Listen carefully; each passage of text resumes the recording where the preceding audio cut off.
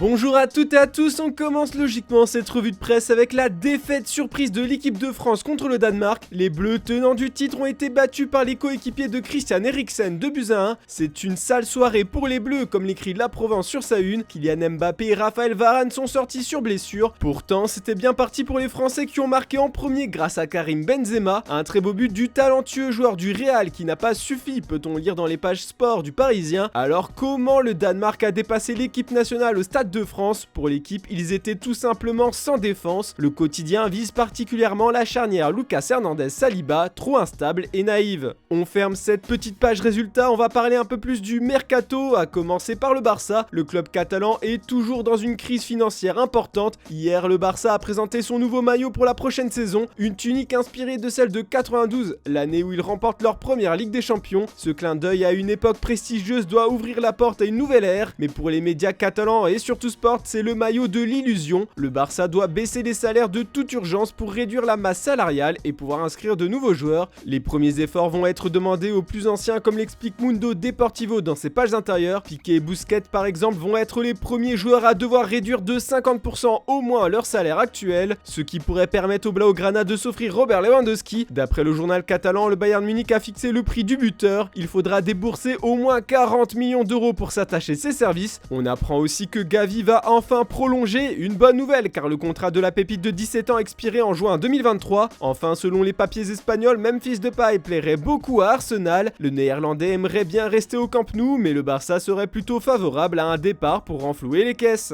Toujours en Espagne, Marca nous apprend ce matin que le Real Madrid lance enfin un assaut final pour Aurélien Tchouaméni. Les contacts se sont intensifiés ces dernières heures et le club de la Principauté sait déjà qu'il doit définitivement opter pour l'une ou l'autre proposition. Le Real Madrid a présenté une offre moins importante que celle du PSG qui avoisinerait les 100 millions d'euros, mais les dirigeants de la Casablanca sont confiants, il veut le maillot blanc. Il reste 48 heures aux joueurs pour se décider selon Marca. On apprend aussi dans les pages intérieures de AS que les Madrilènes ont passé la seconde pour recruter Serge Gnabry. Le joueur du Bayern Munich plaît énormément à Carlo Ancelotti, encore plus depuis le refus de Mbappé. L'affaire Lewandowski est la clé de ce possible transfert. Le départ du Polonais pourrait pousser Gnabry à rester en Bavière. Le champion d'Allemagne aurait déjà proposé une prolongation de contrat à l'ailier de 26 ans. Il a son destin en main. On part en Italie maintenant. Encore une fois, c'est l'Inter qui fait les gros titres. Il faut avouer que les Nerazzurri préparent déjà de grosses manœuvres pour ce mercato estival. Et dans cette fantaisie de l'Inter, comme le titre la Gazzetta dello Sport, il y a d'abord Mkhitaryan. L'Arménien a annoncé sa volonté de partir aux dirigeants de la Roma. Il a refusé de prolonger. D'après le journal au papier rose, il a déjà passé sa visite médicale à Milan. C'est fait, c'est un interiste désormais. Paolo Dybala, lui aussi en fin de contrat, va bientôt faire de même. La Joya aurait déjà dit oui aux dirigeants de l'Inter. Ces derniers attendent le départ de Vidal et Sanchez pour dégager de la manne financière et enfin signer l'Argentin. Les Nerazzurri souhaitent toujours recruter de nouveau Lukaku, mais sous la forme d'un prêt. Mais d'après le Corriere dello Sport, il y a Conte qui s'interpose entre le Belge et l'Inter. Le coach de Tottenham veut faire du buteur de Chelsea un Spurs. Big Rom ne serait pas indifférent à l'intérêt du club londonien.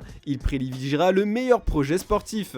Au pays de Sa Majesté, Cristiano Ronaldo fait la une de tous les journaux. Le quintuple Ballon d'Or a été déçu par la saison catastrophique des Red Devils, mais il compte bien rester à Manchester United. Le Portugais a balayé toutes les rumeurs du mercato, gardé son calme et continué titre The Manchester Evening News avec un jeu de mots. Hier, le capitaine de la Seleção a déclaré être toujours heureux à Manchester United. Il est certain que le club va revenir à sa place. C'est simple pour le Daily Star, CR7 a fait une promesse devant les caméras. Il va ramener Man U au sommet avec un trophée. Pour ça, il faudra composer avec le nouveau coach Erik ten Hag, mais l'icône du football et l'ex-manager de l'Ajax, c'est un couple gagnant pour le Daily Mirror. Ronaldo a alerté tout le monde, nous devons lui donner du temps, nous allons gagner des trophées. Enfin, on termine avec la déclaration choc de l'UEFA. Hier, l'organisation qui régit le football européen s'est enfin excusée auprès des supporters présents après le drame de la finale du Stade de France. Le Daily Express et le Daily Telegraph ont longuement analysé le communiqué. Pour eux, l'instance dirigeante n'aurait jamais présenté ses excuses s'il n'y avait pas eu une pression soutenue des clubs. L'UEFA a lancé une importante enquête et espère établir des meilleures pratiques pour les événements futurs. Le ministre de l'Intérieur français Gérald Darmanin est toujours fortement pointé du doigt en Angleterre. Voilà, c'est tout pour ce samedi. Comme d'habitude, on se retrouve demain matin pour une nouvelle revue de presse. Si vous l'avez oublié, on a lancé le JT Foot Mercato sur Snap.